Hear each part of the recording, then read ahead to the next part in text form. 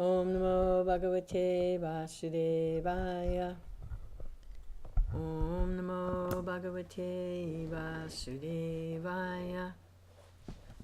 Om Namo Bhagavate Vasudevaya. Srimad Bhagavatam. The translated with commentary by His Divine Grace A.C. Bhaktivedanta Swami Prabhupada, founder Acharya of the International Society for Krishna Consciousness.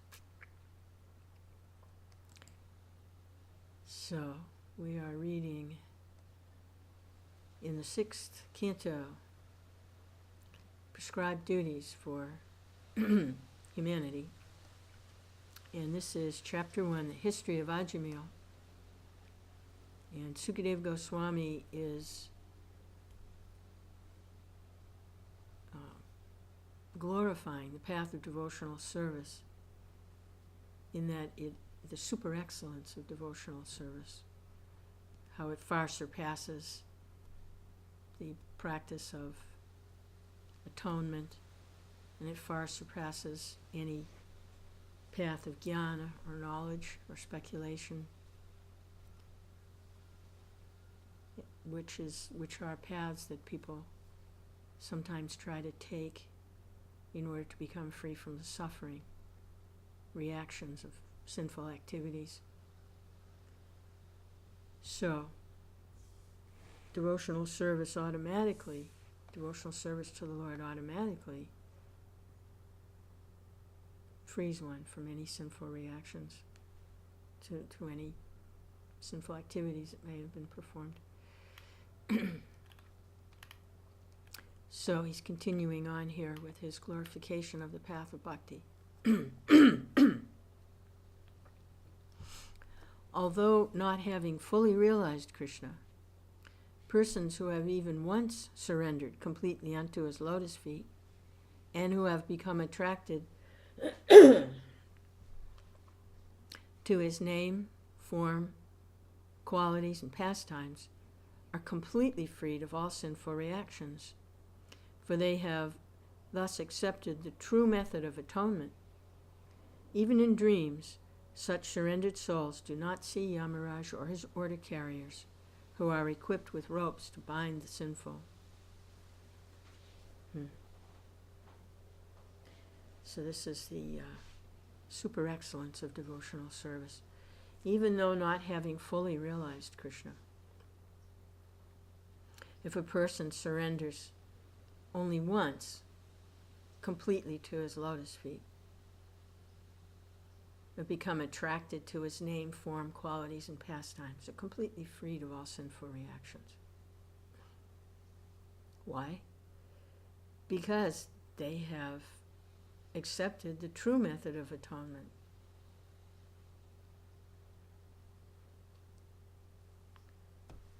So let's see Prabhupada's nice purport here. This big long purport. Krishna says in Bhagavad Gita, Sarvadaman parityacha mamikam saranam vracha aham tvam sarva pavibhyo mokshayasami masuchaha. Abandon all varieties of religion. Just surrender unto me. I shall deliver you from all sinful reaction. Do not fear. The same principle is described here. If by studying Bhagavad Gita, one decides to surrender to Krishna, he's immediately freed from all sinful reactions. It is also significant that Sukadeva Goswami, having several times repeated the words Vyāsadeva Parayana and Narayana Parayana, finally says, Krishna Padaravindayo. Thus he indicates that Krishna is the origin of both Narayan and Vyāsadeva. Even though Narayan and Vyāsadeva are not different from Krishna, simply by surrendering to Krishna, one fully surrenders to all his expansions, such as Narayan, Vyāsadeva, and Govinda. As Krishna says in Bhagavad Gita, Matak Parataram Nanyat, there's no truth superior to me.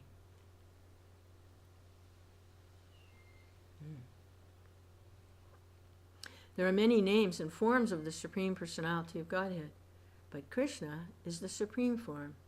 Krishnastu Bhagavan Swayam. Therefore, Krishna recommends to neophyte devotees that one should surrender unto him only, mamekam. Because neophyte devotees cannot understand what the forms of Narayan, Vāsadeva, and Govinda are, Krishna directly says, mamekam. Herein, this is also supported by the word Krishna Padaravindaya. Narayan does not speak personally, but Krishna or Vāsadeva does, as in Bhagavad Gita, for example. Therefore, to follow the direction of Bhagavad Gita means to surrender unto Krishna. To surrender in this way is the highest perfection of Bhakti Yoga. Krishna, the source of all. Ishvara Parama Krishna, Satchidananda Vigraha, Nadiradi Govinda, Sarvakarana Karanam. Krishna, Lord Brahma glorifies Krishna as the source of all incarnations, as the cause of all causes. Aham sam parva parvabhyo mokshaya shami masuchaha. I am the source of all material and spiritual worlds. Krishna. As Prabhupada makes the point here that Narayan does not speak personally, but Krishna does, or Vāsadeva, as in Bhagavad Gita, for example.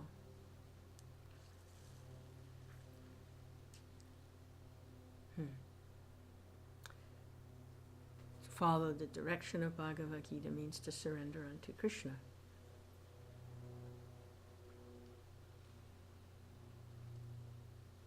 Krishna is the origin of Narayan and Vāsadeva. Sometimes there's a little confusion talking to people that may,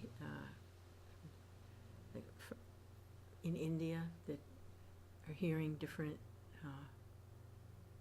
teachings, and that Krishna is an incarnation, that Vishnu is the source of everything, and then sometimes they'll present reasoning that how Krishna appeared later. Vishnu appears first, and then Krishna appears later. But that's within the material creation. Those are manifestations of Krishna reveals himself at different times and in different ways. So he may reveal himself first as Vishnu earlier in the chronology of the creation of the universe. He may reveal himself as Vishnu, and then later appear as Krishna. It doesn't mean that Vishnu is the source of Krishna. It just means that's the order in which Krishna may have revealed himself according to time, place, and circumstance. But the original highest planet, from which all the Vishnu expansions are coming from, is Krishna's planet, Krishna Loka. And Krishna is the source of all incarnations. And it makes it very overwhelming when Krishna does appear, because then everyone appears with him. All of his manifestations are there, all his Vishnu forms, and everything's there in Krishna.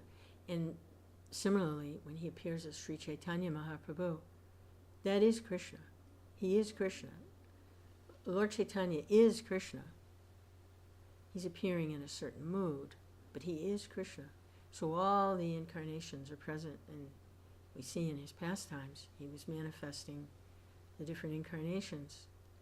Sometimes he was revealing his incarnation as Varaha, and sometimes as Nishinga, and then sometimes as Lord Ramachandra. And he was revealing his different incarnations because he is Krishna. And the devotees were just always flooded with ecstatic love because they're taking part in all the different pastimes, which is Lord Chaitanya's special mercy. Parikshit Maharaj had inquired from Sukadeva Goswami how one can be saved from falling into various conditions of hellish life. Yeah, because in the previous chapter, the previous chapter 5, Sukadeva Goswami was describing the different planets in the universe. And he went from the highest planets, the heavenly planets, down through the middle planets, the earthly planets, and then the lower planets, and then below that, the hellish planets. And the hellish planets were the places where people received their punishment for their sinful activities, to try to get them to reconsider performing those activities again. So, see, if you do this, then that's what happens. So you try to wake up the intelligence a little bit. And, don't do this, because if you do this, then that. So, but the conclusion, Parikshit Maharaj's conclusion, is that he saw that even though people suffered punishment, they still continued to perform the same activities over and over again. So his question was, how can they be saved from falling into this hellish life over and over again? And this is how pious and impious activities trying to be counteracted by atonement was rejected, and also cultivation of knowledge for liberation was rejected. Only devotional service was accepted. And so this is where it's at. Parikshit Maharaj had inquired from Sukadeva Goswami how one can be saved from falling into various conditions of hellish life. In this verse, Sukadeva Goswami answers that a soul who has surrendered to Krishna certainly cannot go to Naraka, hellish existence. To say nothing of going there, even in his dreams, he does not see Yamaraj or his order carriers who are able to take one there. So he doesn't even have nightmares about this. To say nothing of going there, even in his dreams. In other words, if one wants to save himself from falling into Naraka, hellish life, he should fully surrender to Krishna. The word Sakrit is significant because it indicates that if one sincerely surrenders to Krishna once, he is saved, even if by chance he falls down by committing sinful activities. Therefore, Krishna says in Bhagavad Gita, this very famous verse, Api chet siddharacharo bhajate mama nanyabhak sadur eva samantavya samyak vyavasato hisa. Even if one commits the most abominable actions, if he's engaged in devotional service, he's to be considered saintly because he's properly situated. If one never for a moment forgets Krishna, he's safe, even if by chance he falls down by committing sinful acts. I say, well, how is that possible to remember Krishna and perform sinful acts? Well, Krishna says, Arjuna reminds us that the mind and the mind especially is more difficult to control than the raging wind. So the mind is connected to the senses. So sometimes the senses may drag a devotee, an aspiring devotee, to engage. Although within their heart of hearts, they're remembering Krishna and they're thinking of Krishna, they may still be dragged by the senses. It's like coming out, of course, a pure devotee never succumbs to anything like this, way beyond even identifying with the material body at all. But a neophyte, someone, or even someone a little practiced, may be victimized like this. It's like until they're on the level of actually pure devotional service. It's like a fan that's plugged in. The blades are going around, and you unplug it. They don't stop right away. They continue. The blades continue to go around. They wind down. So sometimes it may be like that. because having been plugged into material and immaterial existence and identifying with the material body and senses, there may still be this tendency to engage on the material platform, even though the mind is focused on surrendering to Krishna. So Krishna promises such a person who's struggling like that and may become victimized that they don't go to the hellish planets. And then in the next verse, or he gives even more encouragement. Well, it's not the next verse, but it's a verse from the second chapter of Bhagavad Gita. Nahabakrama nasosti pratyavayo navidyate swapamapyasya dharmasya trayate mahatovayat. In this endeavor, devotional service, there's no loss or diminution. A little advancement on this path can protect one from the most dangerous type of fear. It's cumulative. It doesn't, if there is some detour or some sidetrack for some while, when the person takes it up again, they take up where they left off, because it's cumulative. You like to give that example about the bank account. 1 penny, 1 penny, 1 penny, 1 penny. It's in the bank account. Of course, this is when you have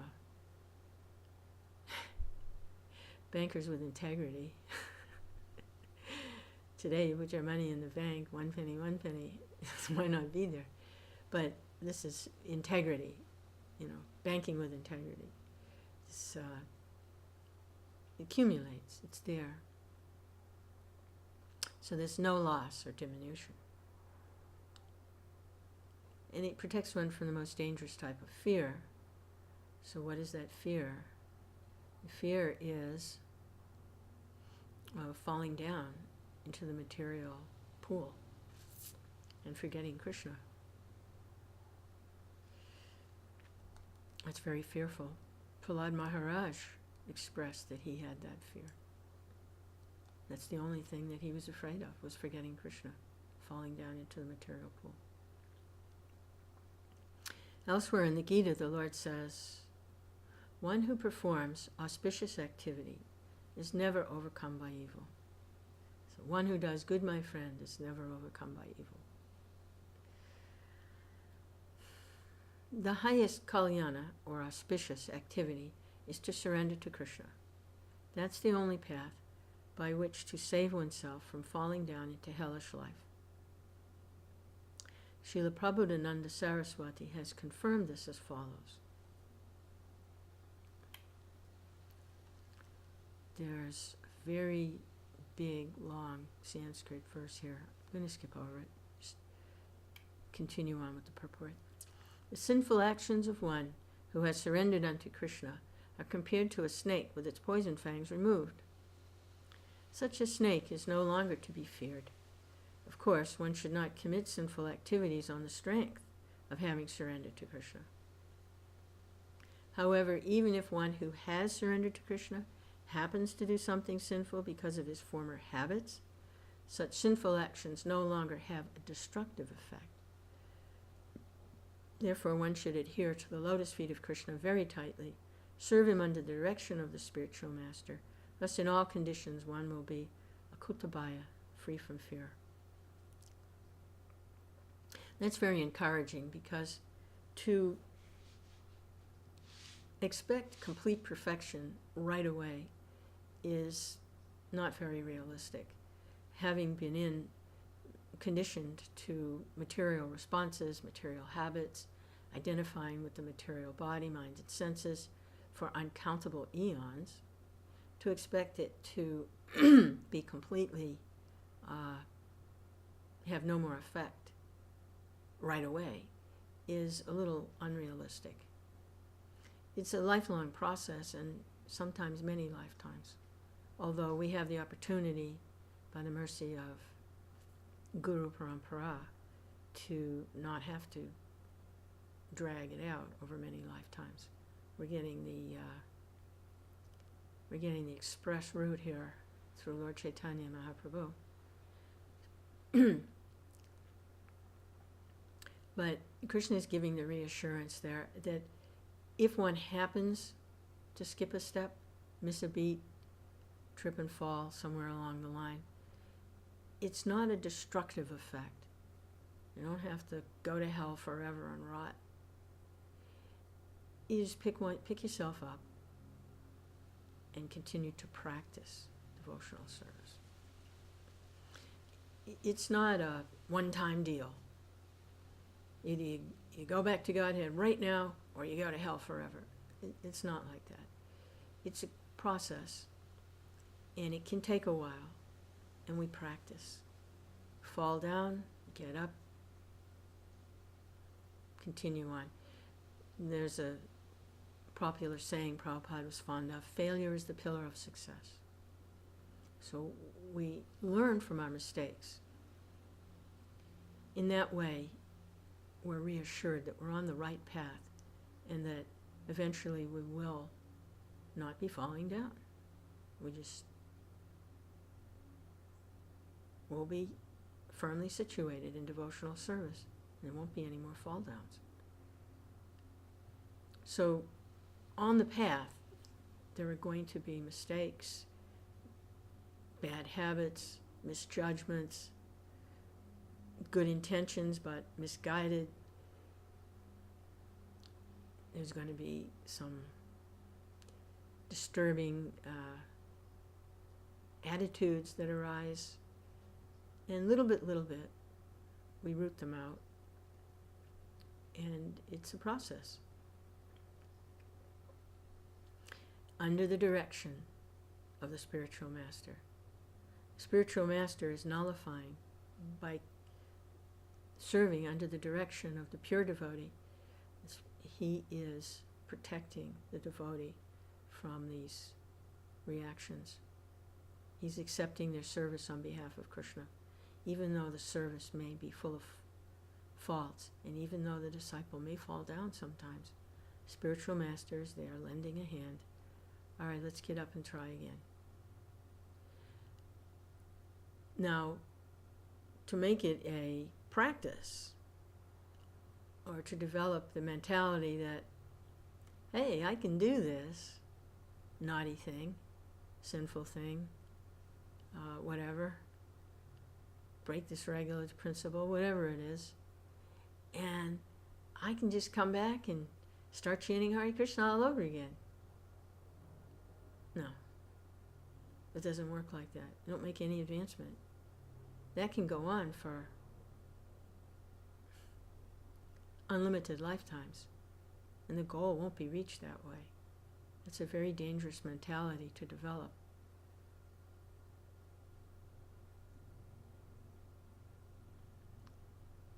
You can't make that a philosophy of practicing Krishna consciousness.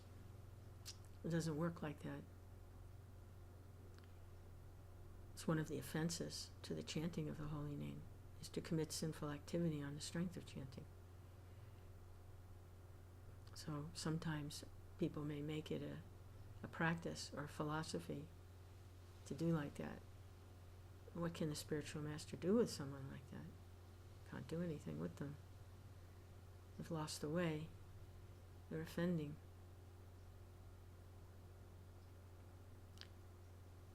Offending the holy name, offending the spiritual master, offending Krishna, committing suicide. But even a person in such a situation, what can they do? They have to keep chanting anyway.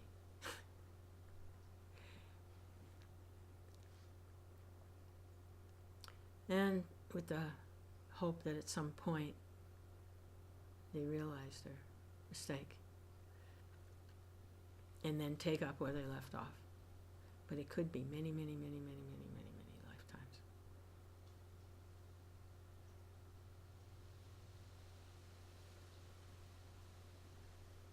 So it's not, this verse isn't talking about someone like that who's making it a business to offend the holy name. That's developing a demonic mentality. Kamsa was always thinking of Krishna. He was always thinking how to kill Krishna. course, Kamsa did get liberation because he was killed directly by Krishna. But devotees aren't interested in taking that path, generally. I want to take the path of the Mahajans, not the demons. Take the path of Prahlad Maharaj, Shukadev Goswami, King Parikshit, Bhishmadev. I want to take their path. Yamaraj, take their path, path of the Mahajans, not Kamsa and Shalva, Pudana. So we don't want to make a business of offending the holy name by purposefully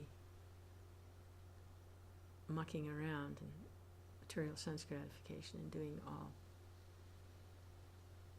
vile things, and then expecting Krishna to welcome us back with open arms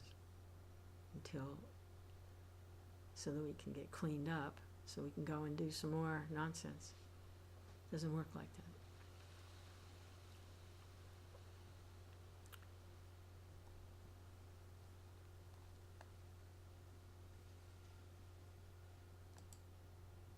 Text 20. In this regard, learned scholars and saintly persons describe a very old historical incident involving a discussion between the order carriers of Lord Vishnu and those of Yamaraj. Please hear of this from me. Okay, now we're getting into the history of Ajamil, and this will illustrate the super excellence of devotional service. Prabhupada's commentary. The Puranas, or old histories, are sometimes neglected by unintelligent men who consider their descriptions mythological. Actually, the descriptions of the Puranas are the old histories of the universe. They're factual, although not chronological. The Puranas record the chief incidents that have occurred over many millions of years, not only on this planet, but also on other planets within the universe. Therefore, all learned and realized Vedic scholars speak with references to the incidents in the Puranas. Srila Rupa Goswami accepts the Puranas to be as important as the Vedas themselves. Therefore, in Bhakti Rasamrita Sindhu, he quotes the following verse from Brahma Yamala. Shruti Shmriti Puranadi Pancharatra Vidhim Vina Aikantiki Harir Bhaktir Utpatyaya Vikalpate. Shruti Shmriti Puranadi Pancharatra Vidhim Vina Aikantiki Harir Bhaktir Utpatyaya Vikalpate.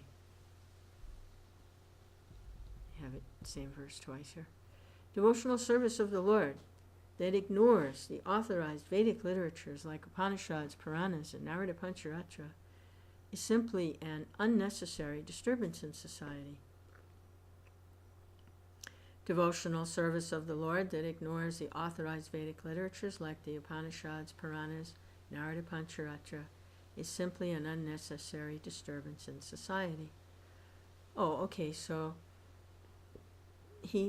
Rupa Goswami's taken that verse from the Puranas and he's placed it in his Bhakti Rasamrita Sindhu. Same verse, word for word. A devotee of Krishna must refer not only to the Vedas, but also to the Puranas. One should not foolishly consider the Puranas mythological. If they were mythological, Sukadev Goswami would not have taken the trouble to recite the old historical incidents concerning the life of Ajamil. Now the history begins as follows. Okay, so this history is taken from the Puranas, and Prabhupada's taking a little time here to make it known that these Puranas are authorized. This isn't just some mythological story. This is actually a history from ancient times. It's not just some story or myth. Text 21. In the city known as Kanyakubja, there was a Brahmin named Ajamil, who married a prostitute maidservant, lost all his Brahminical qualities because of the association of that low-class woman.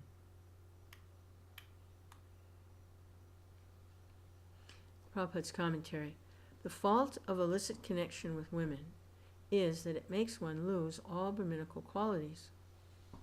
In India, there's still a class of servants called Sudras, whose maidservant wives are called Sudranis. Sometimes people who are very lusty establish relationships with such maidservants and sweeping women, since in the higher statuses of society they cannot indulge in the habit of woman hunting, which is strictly prohibited by social convention. Ajamil, a qualified Brahmin youth, lost all his Brahminical qualities because of his association with a prostitute, but he was ultimately saved because he had begun the process of bhakti yoga. Therefore, in the previous verse, Sukadeva Goswami spoke of the person who has only once surrendered himself at the lotus feet of the Lord, Manat Krishna Padaravindaya, or who has just begun the bhakti yoga process. Bhakti yoga begins with Shravanam Kirtanam Vishnu, hearing and chanting of Lord Vishnu's names, as in the Mahamantra, Hare Krishna, Krishna Krishna, Hare Hare, Hare Ram, Ram Ram, Hare Hare. Chanting is the beginning of Bhakti Yoga. Okay, so that really ties in. In the previous verse, Sukadeva was saying that a person who only once surrenders completely to the lotus feet of the Lord, then they don't have to see Yamaraj. And here Prabhupada is illuminating that, expanding that out, how that is. And the example that Sukadeva is going to give is of Ajamil, who in the beginning was born in a Brahmin family, had Brahminical qualities, and was engaged in bhakti yoga, but fell away, fell down. That's how powerful this Krishna consciousness is. Ajamil, we're going to read, he led a very sinful life. I mean, wasn't anything he didn't do, and he lived a very long time. He did a lot. He was like jug high and mud high, practically speaking. And how he was saved from any sinful, he had no sinful reaction whatsoever by surrendering at the time of death to Krishna. This is being explained to show how powerful Krishna consciousness is, so that it can proceed on the path without any fear, in case there is some slip-up like this. It's not being presented as a formula for doing all nonsense and then expecting at the last minute to cram for the test and get by with an A+. This is not why this is being presented. And such a devious mentality may be very sorely disappointed at the time of death, because without practicing, it's very difficult at the time of death to remember Krishna. You shouldn't count on it at the very last moment, pulling the, have an ace up your sleeve, It's like, that is not why this is being presented. This is being presented to show how merciful the Lord is, and so not to be afraid to practice. I heard an example one time. It made an impression on me that in chanting Hare Krishna mantra, if someone approaches the chanting because they think they have to do it perfectly right away, if they say, they try to chant and they think it has to be perfect, so they chant Hare Krishna, and then they think, no, that's not right, let me try it again. Hare Krishna, Hare Krish. No, that's not right. Let me try it again. Hari, no, that's not right. Ha, no. Oh, this is too hard. I can't do it. I'm making mistakes chanting. I'm not going to chant at all. I can't do it. It's too hard. So, if we're practicing devotional service, we make some mistakes. It's very embarrassing.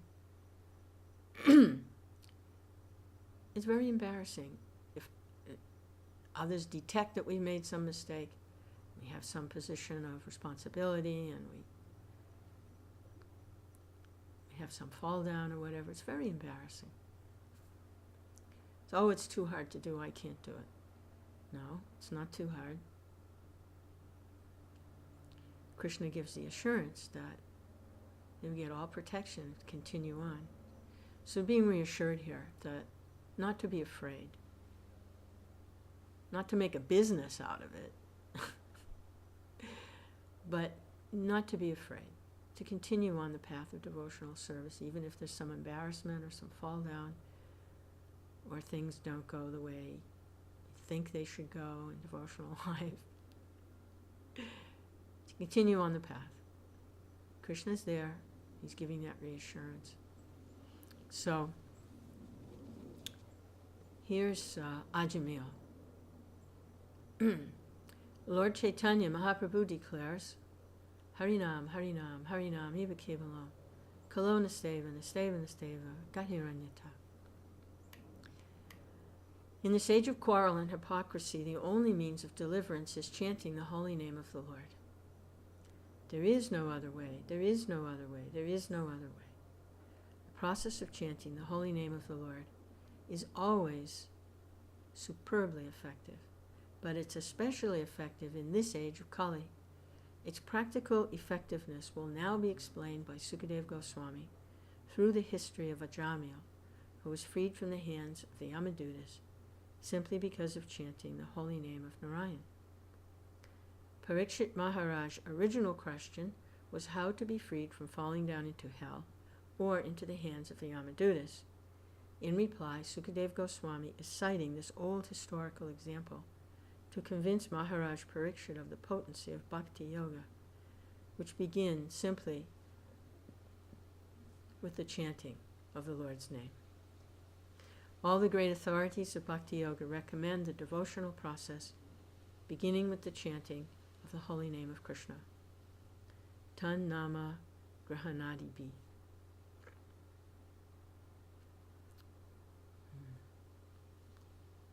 So this is not something new that Lord Chaitanya is introducing.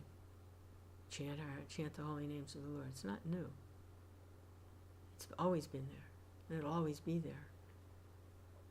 Because this history is from the old, ancient histories, the Puranas, that go way back, beginning of the creation. And Ajamil chanted the holy name of the Lord and got the benefit. The Vishnu Dutas, agents of Lord Vishnu, stopped the Yamadutas from taking him to the hellish planets for punishment. So it's always been there, this potency of chanting the holy names. What makes this very special is that the Lord himself has come to propagate the chanting of the holy names. In Kali Yuga, that is the recommended process, chant the holy names of the Lord. But in this Kali Yuga, he doesn't always come personally to do that. In this Kali Yuga, the Lord himself comes as Krishna Chaitanya to propagate the holy names of the Lord, specifically the chanting of Hare Krishna Mahamantra.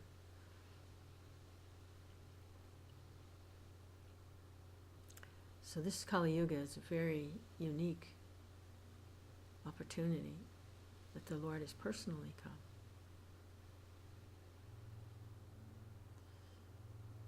But here we're going to hear about earlier history the potency of chanting the holy names. Text 22. The fallen Brahmin Jamil gave trouble to others, arresting them, cheating them in gambling, or plundering them. This was the way he earned his livelihood, maintained his wife and children. Nasty, huh? Nasty person. A liar and a thief. Commentary. This verse indicates how degraded one becomes simply by indulging in illicit sex with a prostitute. Also, these very degraded characteristics come out. People who are addicted to drugs or alcohol, they also start to show these things: lying, cheating, stealing, causing trouble for others. It's the one of the other regulative principles, the not to take intoxications of any sort, become a dangerous person to other people. So similarly, illicit sex, the person bases their life around an illicit sexual relationship. They also become like that, lying, cheating, stealing. That's there. Illicit sex is not possible with a chaste or aristocratic woman, but only with unchaste Sudras. The more society allows prostitution and illicit sex, the more impetus it gives to cheaters, thieves, plunderers, drunkards, and gamblers. Therefore, we first advise all the disciples in our Krishna consciousness movement to avoid illicit sex, which is the beginning of all abominable life, and which is followed by meat-eating, gambling, and intoxication one after another. Oh, wow, okay. So they're strung on each other. Prabhupada says there's like a hierarchy here. There's an order of, we've got a pecking order here. He says that the first one is the illicit sex. That's the first one. Then after that comes the meat eating, the gambling, and the intoxication one after another. Wow. Illicit sex is the first one. That opens the door for the others. Illicit sex, then meat eating, gambling, intoxication one after another. Whoa. Of course, restraint is very difficult, but it is quite possible if one fully surrenders to Krishna. Since all these abominable habits gradually become distasteful for a Krishna-conscious person. If illicit sex is allowed to increase in a society, however, entirely society will be condemned, for it will be full of rogues, thieves, cheaters, and so forth. Yeah. Well, that's really good. Really good to get that insight there. How important it is not to engage in illicit sex. It opens the door for everything else. And the hoarding of gold, that's where the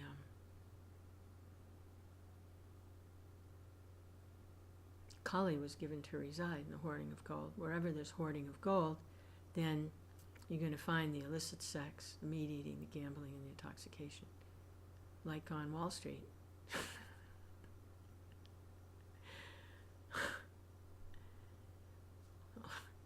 And the government in Kali Yuga. So, this illicit sex, that's why we see the young men who take up the brahmachari ashram, and Prabhupada also made it available to the ladies, is to practice this no illicit sex, right from a young age, to be taught this. This is an important lesson to learn.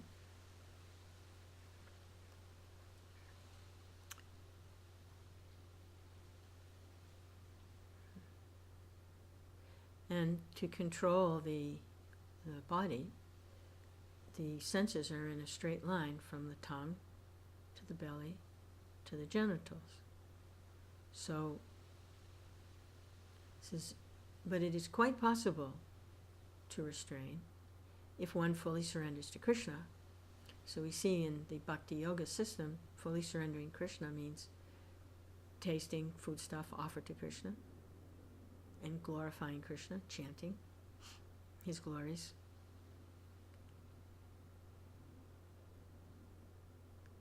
Like that. And the tongue is controlled. Not overeating. And the belly is controlled. And when the tongue and the belly are controlled, then the genitals are not disturbed. And there is the arrangement for devotees to have nice family life, to raise nice Krishna-conscious children. That's not illicit sex. That, like Krishna says in Bhagavad Gita, I am sex life, which is not contrary to religious principles. So that's available in the Bhakti Yoga system. It's not available in any other yoga system. It's only available in the Bhakti Yoga system to raise nice children for Krishna.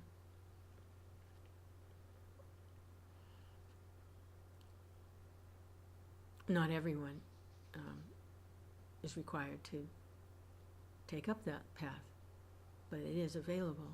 It can remain brahmachari.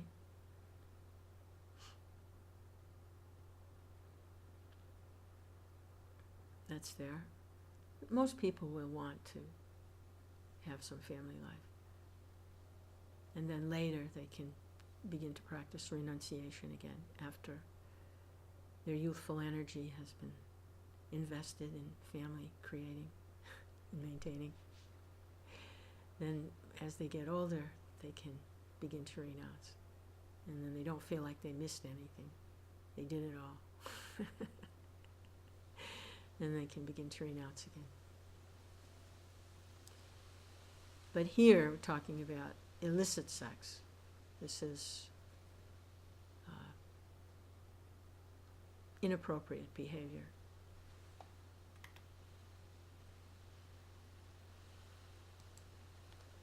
Text 23. My dear king, while he thus spent his time in abominable, sinful activities to maintain his family of many sons, 88 years of his life passed by. Wow, 88 years of nonsense. Oh my goodness. Now he's a very old man. Text 24. That old man, Ajamil, had 10 sons, of whom the youngest was a baby named Narayan.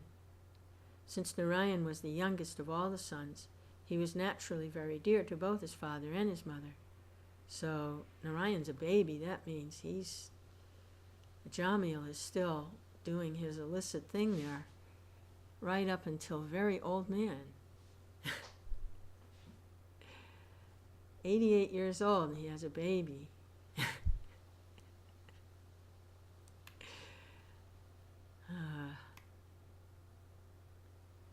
Prabhupada's commentary. The word pravayasa indicates Ajamil's sinfulness.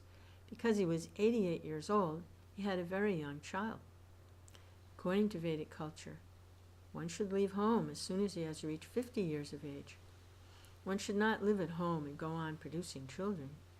Sex life is allowed for 25 years, between the ages of 25 and 45, or at most 50. After that, one should give up the habit of sex life and leave home as a vanaprast and properly take sannyas. Ajamil, however, because of his association with a prostitute, lost all Brahminical culture and became most sinful, even in his so-called household life. Yeah, he had no intention of giving anything up. He wasn't going to give anything up. This was his goal in life. That was it. For him, there wasn't anything else. He was just going to take advantage as long as he could. Text 25. Because of the child's broken language and awkward movements, old Ajamil was very much attached to him. He always took care of the child and enjoyed the child's activities. So he said that Ajamil and his wife, they loved their children. So here we see he was very affectionate toward the child. And we know Krishna had manifest his activities. They were very attractive, his childhood activities. Krishna had awkward movements, trying to carry the slippers of Nanda Maharaj on his head to bring to his father. It was a little awkward. And showing other kinds of attractive and interesting activities as a child. So Ajamil was very much attracted to his child, and he took care of the child, enjoyed the child's activities. Commentary. Here it's clearly mentioned that the child, Narayan, was so young, he could not even speak or walk properly. Since the old man was very attached to the child, he enjoyed the child's activities, and because the child's name was Narayan, the old man always chanted the holy name of Narayan. Although he was referring to the small child, not to the original Narayan, the name of Narayan is so powerful that even by chanting his son's name, he was becoming purified. Harinam, Harinam, Harinam eva kevalam. Srila Rupa Goswami has therefore declared that if one's mind is somehow or other attracted to the holy name of Krishna, one is on the path of liberation. It is customary in Hindu society for parents to give their children names like Krishnadas, Govindadas, Narayandas, Vrindavandas. Thus they chant the names Krishna, Govinda, Narayan, Vrindavan, and get the chance to be purified. So the affection was real. He was feeling real affection for his child, this little flesh and blood body that came from his flesh and blood body. But he named the child Narayan. So his natural affection and the service that he was doing to the child, he was taking care of the child and showing love and affection toward the child, was now connected to the holy name of the Lord, Narayan. And when he would call Narayan's name, he would call with affection, Narayan. He was thinking of the little flesh and blood body standing there, but the affection was combined with the holy name of the Lord. So in his impure state, he was calling affectionately in an impure state for Narayan. He was calling with love and devotion. So he was getting the benefit of getting purified. Narayan, Narayan, Narayan. He's in an impure state. He's identifying with the little material body there. But the affection is in the calling. He's calling out for Narayan.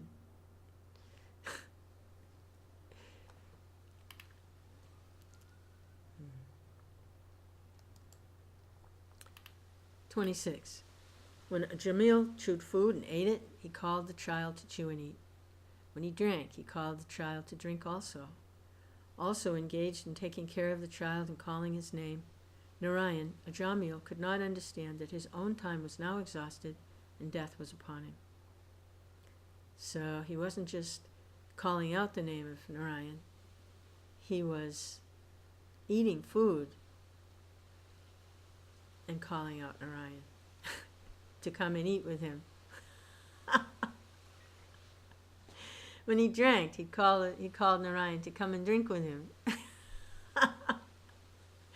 And when he was taking care of the child, maybe cleaning him or picking him up if he fell down or whatever he was doing, dressing him, whatever, he's calling Narayan. So he's engaging in the service of Narayan.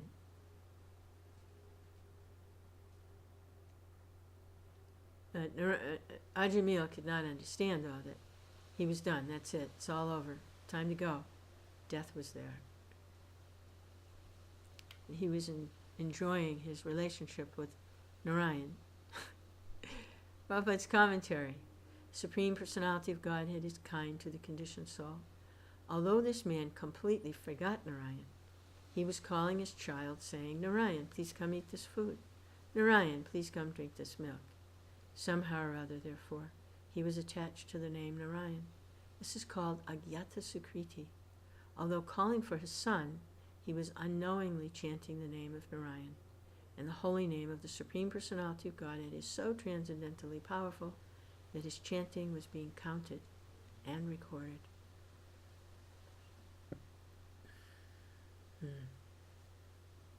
So, what to speak of the devotees who acknowledge that Krishna is the Supreme Personality of Godhead and he is different, non-different from his name, but may be in an impure state when they chant.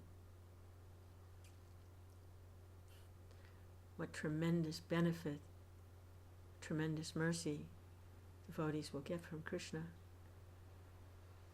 If we see what happens with Ajamil, who really had no intention of acknowledging the Supreme Personality of Godhead and was chanting. Of course, Ajamil was chanting with affection.